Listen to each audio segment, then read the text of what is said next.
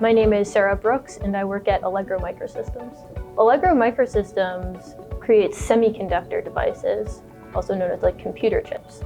So there's a lot of different ways that semiconductors interact with us in our everyday lives. They're in our cell phones.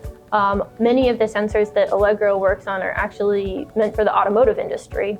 So they may be doing things behind the scenes, such as sensing your brake pedal or sensing your steering wheel, or even simple things like turning on the lights when you flip down your mirror. I'm a design engineer, and I personally work on magnetic position sensors. How do you describe a typical day at work? So there's a lot of different things that could happen in a typical day. It kind of depends what project I'm working on and where in the life cycle that project is. Sometimes I'll be working on feasibility, trying to figure out if ideas will work for a new product. Other times I'll be designing at a block level, working on an individual component for a new part.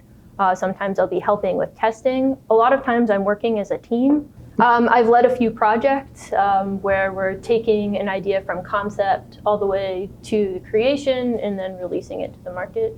I also work oftentimes with different people in different roles within the company who are collaborating with a lot of different engineers and different people to help make a product a reality. What education did you receive?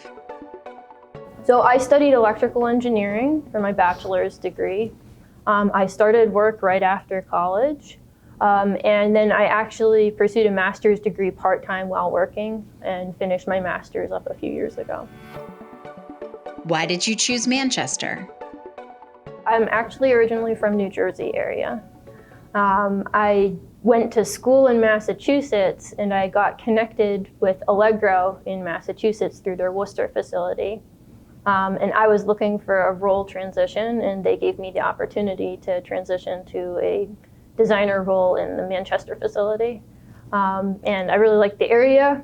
I like a lot of outdoor activities and sports and stuff like that. I appreciated also that it was affordable, more affordable than Massachusetts to move up here.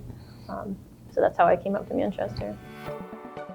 What path brought you to STEM?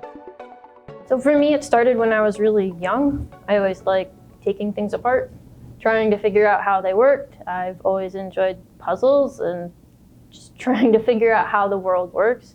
When I was young, I would build a lot of things and also break a lot of things as I pulled them apart to try to figure out how they worked. And that's what made me want to go into engineering. I actually didn't know I was going to study electrical engineering, so when I went to school, it wasn't for electrical engineering at first, but I was introduced to some of the concepts through another class. And when I saw the material, I thought, that's what I want to do, you know.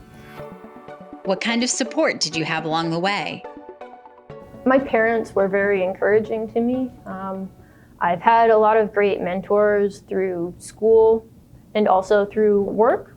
And I've also found it's really nice to have classmates and professors that are there for you. I also have a very supportive partner that's always been there and supporting me in my career.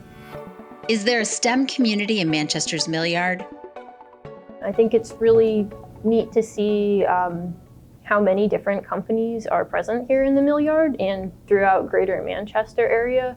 I mean, I found it very surprising just how many semiconductor companies there are, because it's such a niche industry as well. But you know, through my work and just through other things, I've met a lot of people of different companies, different places, all connected to the Mill Yard. What do you see for opportunities for STEM growth in Manchester? I see Manchester as a city that's growing, and I think through that STEM is going to continue to grow in the area.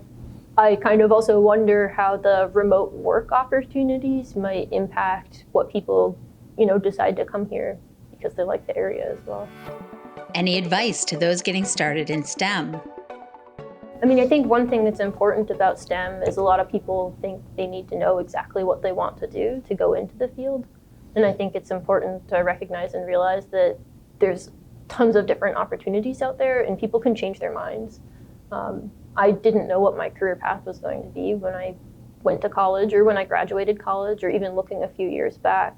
It's always growing and changing, and I mean, the technology that I'm working on today might not have even existed, you know, so many number of years ago, and I'm certain that in the future there's going to be new in different things that we don't even know about today.